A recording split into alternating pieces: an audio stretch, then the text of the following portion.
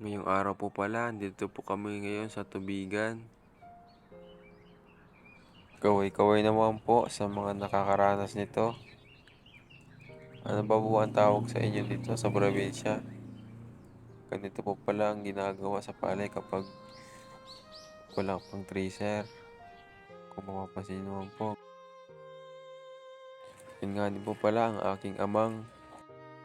Sobra po ang sipag niyan.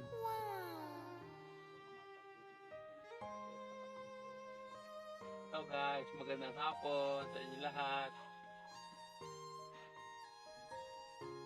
Kung mapapansin niyo naman po, ito nga po pala ang pangunahin naming ginagawa dito sa probinsya.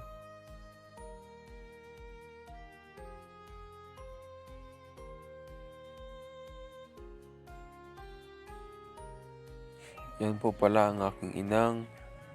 Sobra po ang sipag niyan.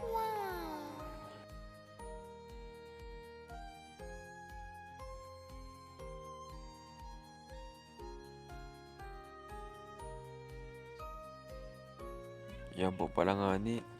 Inalagay na ng aking amang at inang yung palay sa sako. Hanggang dito na lang po ang aking video. See you po sa next video. Salamat!